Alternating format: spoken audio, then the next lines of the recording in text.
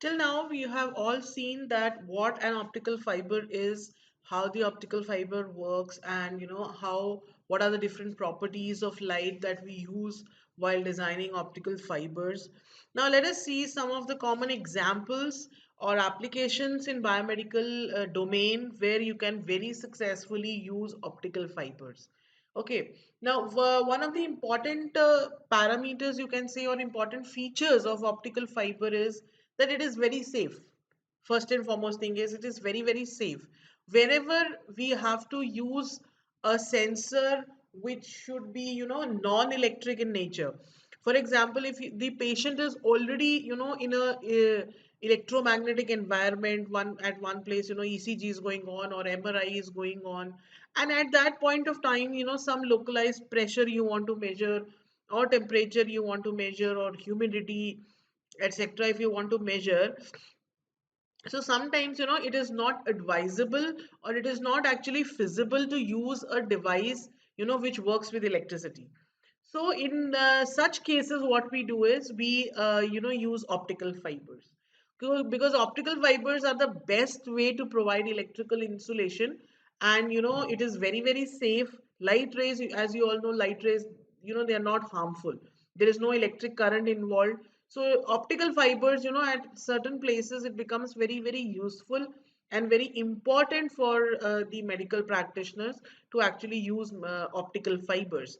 So we'll be seeing over here that how we can use the optical fibers to measure pressure, how we can use to measure temperature, blood flow, humidity, cataract onset. These are just some of the common examples. More than that, you can have many other more examples.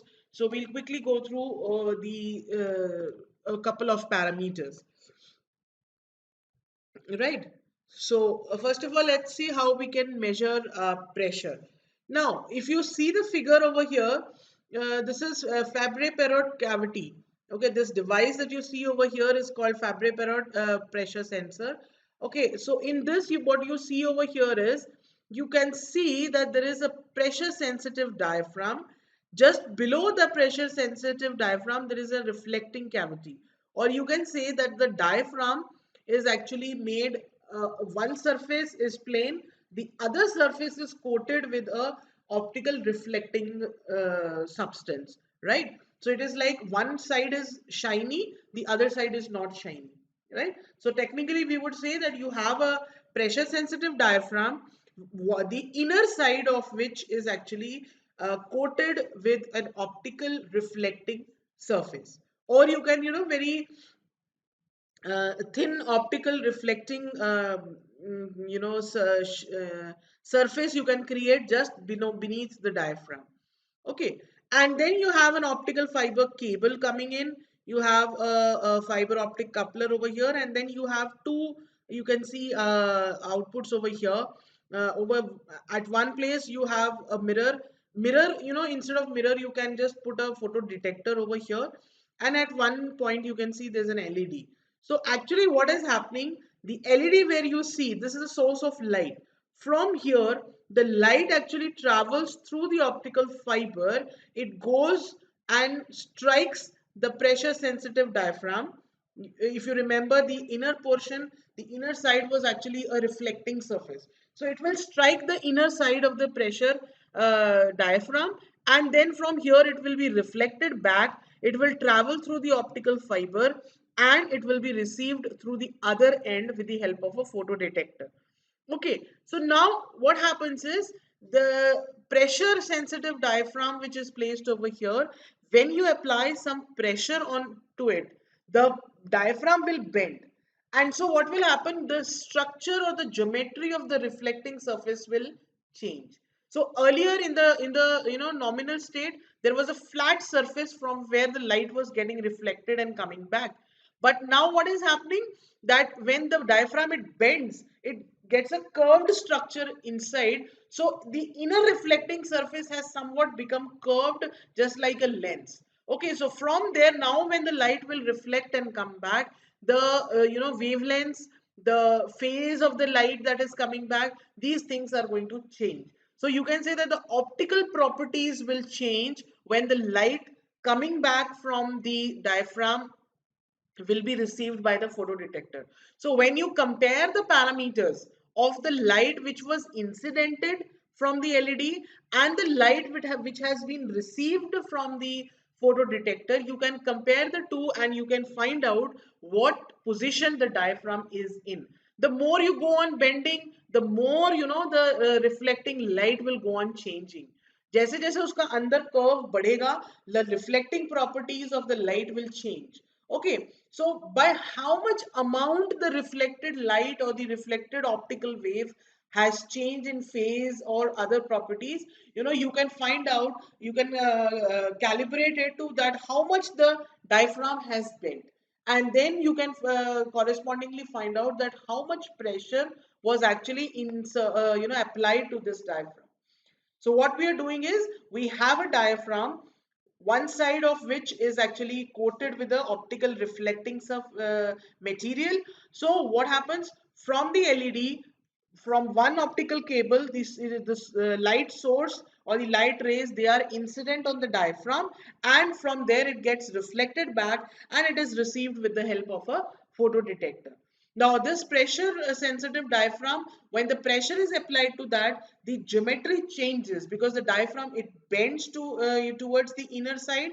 So the inner reflecting surface, actually the geometry of that reflecting surface, it changes, and so the properties of the reflected light will change. So with the help of comparison of the reflected light, the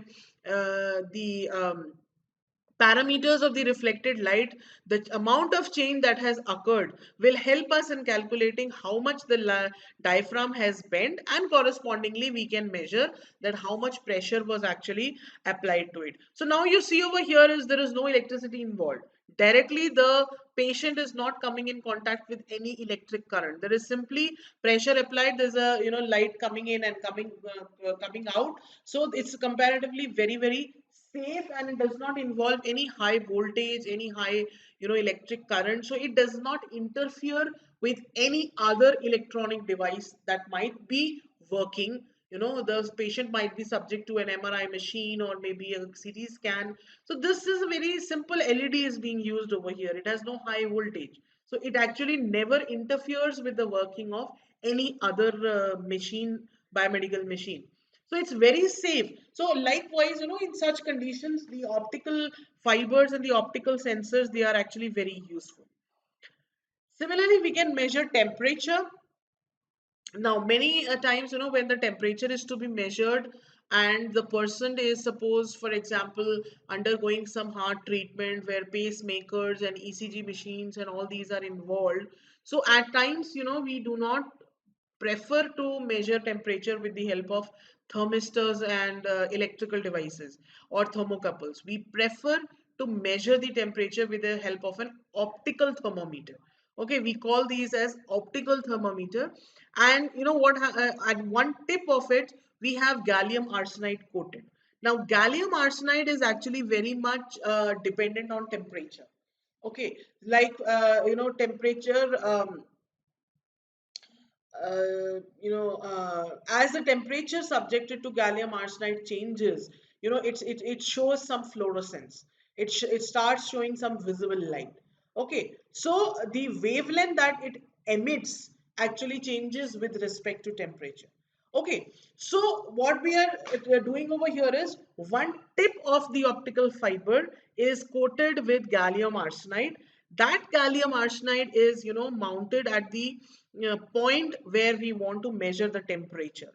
And as the temperature changes, the light or the fluorescence effect that the gallium arsenide emits actually changes with temperature. Okay, you can say that the wavelength of light actually that it is emitting is changing with temperature. Okay, it changes at a rate of 0.4 nanometer per Kelvin. Okay, for every 1 Kelvin change, there will be a zero point 0.4 nanometer change in the wavelength of the light that the gallium arsenide is emitting. Okay, like at 850 nanometers, it is completely transparent. Okay, as you go on increasing the temperature, the light starts becoming visible. It starts coming into the visible spectrum. Okay, so what we are, the the light that it is emitting, the gallium arsenide, the light that it emits, it is, directed with the help of an optical fiber to a crystal, where it can be absorbed or partially reflected into the fiber. And you can, at the end, you can have a spectrophotometer which can find out what wavelength light you are getting. Correspondingly, you can find out that what is the temperature of the gallium arsenide where it is planted, right? So again, there is no no electrical current involved. It is the physical property of gallium arsenide that we are using over here. Gallium arsenide is actually a semiconductor crystal. So gallium arsenide is a substance, or it's a crystal which emits light of wavelength dependent on temperature. So optical fiber के एक end पे we put gallium arsenide, and that end is subjected to the place where we want to measure the temperature. जैसे जैसे temperature change होगा, वैसे वैसे gallium arsenide कुछ particular wavelength की light emit करना शुरू कर देता है. Okay, and that change, the light that it is emitting travels through the optical fiber, and at the other end you can have a photospectrometer which can capture that light and find out what wavelength it is emitting. And because we know the formula that at 850 nanometers, it is totally transparent. So if it is transparent, if we know that it is 850 nanometers.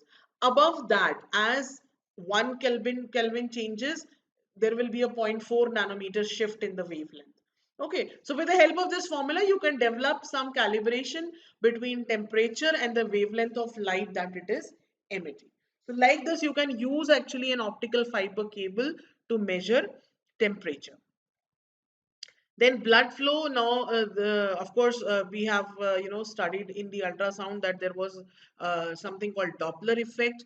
जो हम earlier, we were using ultrasound waves, and then we were applying the Doppler effect. Now what we are doing is, even with the help of light rays, that is specifically laser light, we can use, and for measuring the blood flow. So laser Doppler flowmetry it is called. Laser Doppler flowmetry. It's a very, very powerful tool for actually monitoring the blood flow. So in this case, we have a helium neon laser light, and it is guided by an optical fiber probe into the tissue or the vascular network that is to be studied. The light is diffusely scattered and partially absorbed within the illuminated volume. The light hitting the moving blood cells, it undergoes a slight Doppler shift, and the blood flow rate is derived by the spectrum analysis of the backscattered signal, which presents a flow dependent Doppler shifted frequency. Okay, so over here you can see this is what it looks like. You have a probe. Okay, it's an optical probe, and in that you have a source of light which is helium neon laser. That light, when you incident onto the tissue, of course the light, it travels inside, it strikes the blood moving tissues, and when it comes back, there is a slight shift in the frequency of the wave that we are getting back. So that is called laser Doppler. Okay, so with the help of light rays, we are actually implementing the Doppler effect, and we are trying to find out the blood flow, the volume flow, or the blood flow in the in a particular vessel or in a particular tissue. Okay, so we call it laser Doppler flowmetry, and very easily you can find out that how much blood is flowing through that particular tissue with the help of optical fibers. Then you can measure humidity. This is again very, very important. A major requirement of intensive care is the continuous monitoring of breathing condition like cough, sneezing, breathing count, etc. So an optical fiber with a moisture sensitive cladding has been developed for this purpose. Now the cladding of the sensitive fiber section is actually a plastic film which is doped with embelloferron dye. This is a type of a special chemical called embelloferron dye, which is a moisture sensitive fluorescent material under UV light. Okay. Now the sensitive fiber section is placed over the patient's mouth and literally excited with a halogen lamp. Since the water vapor in the human respiration exceeds that in the room, the patient's expiration produces a fluorescent signal which is detected by an electro-optical unit at the nurse station. So basically over here what we do is we have a socket which is having a particular moisture sensitive coating or a moisture sensitive cladding. This cladding is made of a plastic film doped with ambuloferon dye. You place it on the mouth of the patient, or the nose and the mouth covered. So when the patient is breathing, when there is an expiration taking place, the water vapor that is coming out from that breath is actually more than that in the room temperature. So what happens, that when that coated film, that particular chemical, that dye, when it comes in contact with that water vapor coming out from the human breath, it starts giving you a fluorescent signal.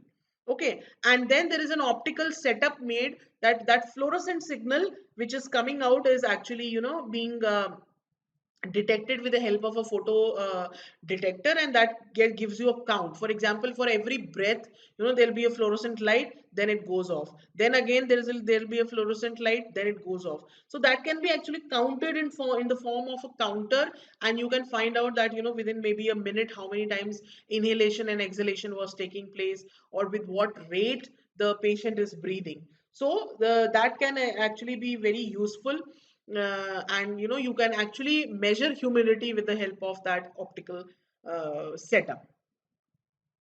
Then cataract onset, just in the previous, we have studied about light scattering. So over here also, the light scattering technique is actually used to measure cataract. Okay, so cataract is actually attributed to the crystalline aggregation, and it can be recognized by periodic measurement of the crystalline dimensions. So cataract onset is actually recognized by the DLS measurement of the alpha crystalline aggregation, since the alpha crystallines are of greater molecular weight and size, and they scatter more light.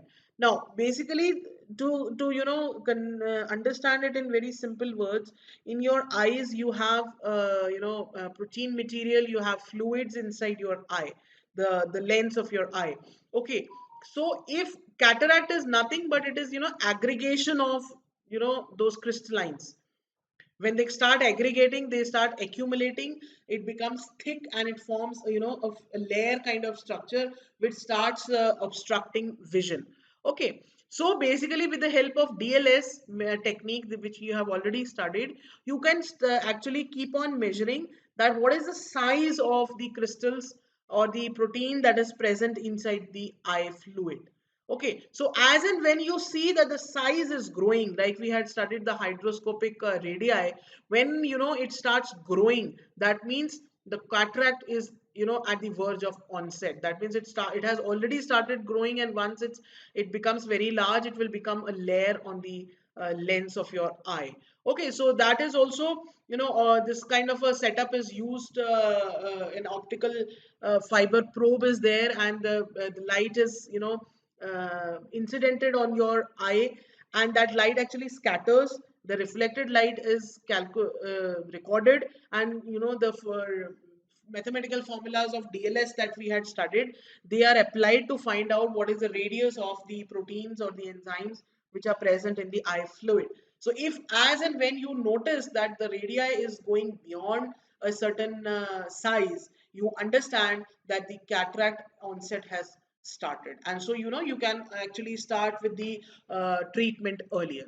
So you see that in so many applications, optical fibers are so useful, that without any using any high voltage, without using any electrodes, without using any needles, you can very easily take measurements. And these are specifically very important when it comes to critical care units, where already so many machines are working, and on top of that, when you don't want to make things complicated by introducing more electrodes, so at least these basic parameters you can measure very comfortably with the help of optical fibers.